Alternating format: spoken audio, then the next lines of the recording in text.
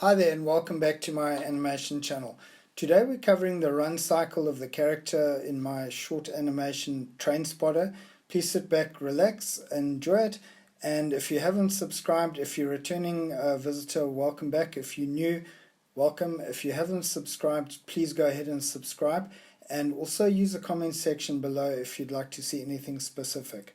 Thank you, enjoy, and please drop by again.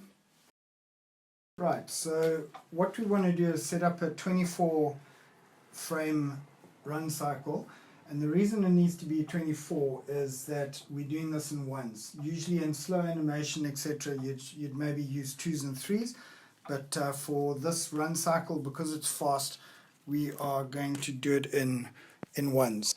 So we're going to start here with a contact frame. Our second keyframe will be a compression frame where the leg is bent and it's in contact. Our third frame will be an extension frame where the leg is straight but it's still in contact, and our fourth frame will be the off contact frame where the move has taken place and the foot is up. Once we've done it in four keyframes, we'll copy that over and we'll do the same for the opposite leg. So here we're doing it for, say, the right, R, and here we're doing it for the left. So it's basically the same thing except with the left leg. We'll call this keyframe 5 and etc, etc. So this will be the compression. As with the above frame, it's still in contact with the ground. That's 6. This will be the extension where the leg is pushing off, it's straight but still in contact with the ground. That's 7. And this will be the same as above where the leg has, the foot has taken off from the ground, and that'll be 8. So we have our 8 keyframes there, and basically we will, to make it 24, just in between it. So these are keyframes 1, 2, 3, 4, 5, 6, 7, and 8. And to make it 24, we're going to keyframe. We're going to in between with 2 frames each in between every keyframe, and that'll make it 24. So that's how you do your run cycle. So you'll start here at 1 with a keyframe, 2, 3, 4. Do it with the opposite leg. So start with the right leg, say it could be left, but let's start right, and then you do the same on the left. So you have 4 keyframes down here. Then you come back and you in between them. So your keyframe 1 will stay 1, then you'll in between it with 2 and 3. Keyframe 2 will become 4. This will be 5 and 6. Keyframe 3 will be 7. That'll be in between 8 and 9, 10, etc., etc. So 5 will become 13, 14, 15. 6 will become 16. 17, 18, 7 will become 19, my math's going a bit crazy, 20, 21, 8 will become 22, 23, and 24, and then you're back to 1. So that is basically the run cycle, how to get it into 24 frames easily, and that's how you do it.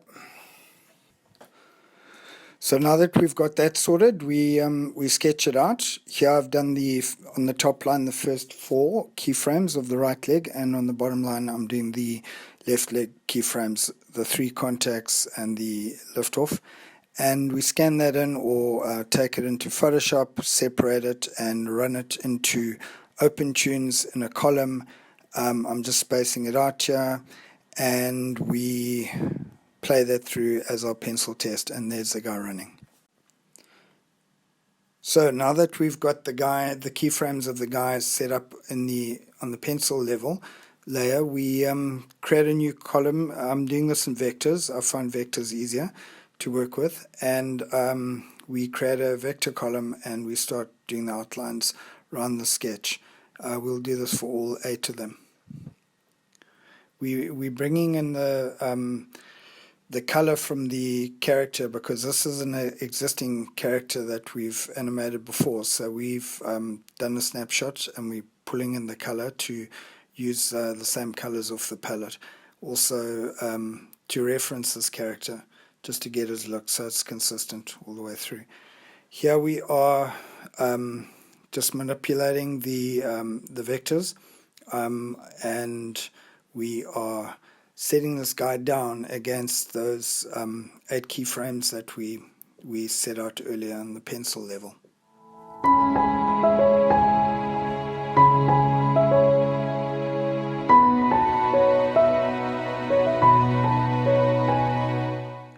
Looking pretty good. A lot of the reason I like using vectors or vector level is that you can do, as you see here, I'm doing a lot of copying and pasting, and you can take the entire leg and just copy it from one frame to the next and just adjust it, and I find that a lot easier than raster where you're redrawing it all the time. Personal preference, I've done raster animation as well, and you may prefer to use raster levels where it's more drawn, but for ease of use and definitely for this demonstration, it's I'm using vectors. You see I'm bending the arm here and moving the head, and this is what I like about using the vectors. It's you don't have to redraw everything.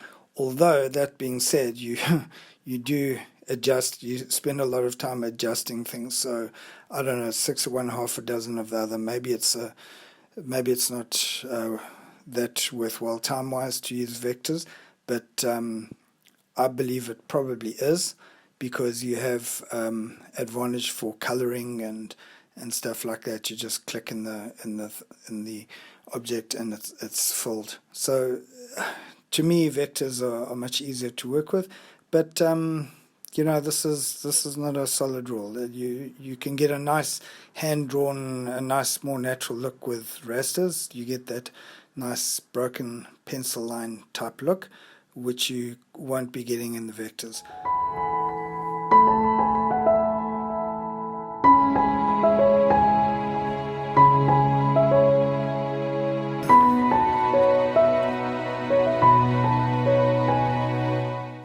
So here we are doing the background. The original background is being used, and I've copied and pasted parts of it left and right.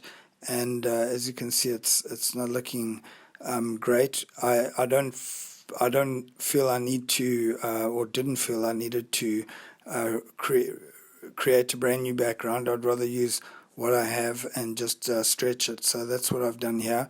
And I'm going in and fixing up all the shadows and the details like grass, etc., etc., and also putting a bit of a new layer, a new level on the foreground that he will be running on. So now we have the character placed on the background, and what we're doing here, the character's run cycle is done. That's on the X sheet, and all we're doing is we are placing the character using the animate top left button. The animation button is on, it's blue, and we are positioning him on the horizontal and the vertical. We start by placing key frames where his feet contact and leave the ground, and then a keyframe in the middle at the top of his rather looping hop run. And the way I found the easiest way to do this is to measure it out. And what I've done here is I've taken a measurement slightly higher than his height, and that'll be at a run, the distance between his contact points of his feet on the ground. So I take a block, measure it out, and just extend that. And I find that is a very easy way, or efficient way, to pace this guy out. It's quite a undulating surface he's running on, so it's not a straight line. He's going up and down hills, so there's a bit of rotation we put in here, and a bit of vertical lift.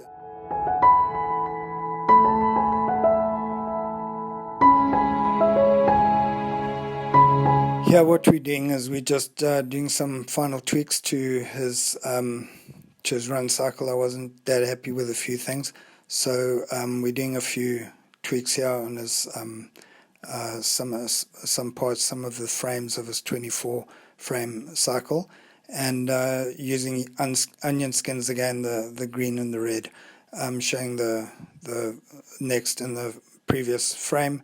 Pretty handy if you want to tweak it. And he is almost done. We're just finishing him off now, and then we're going to place him and do the render. And that's it. There's our guy running. Thanks very much for joining me, and we will see you again soon. Bye.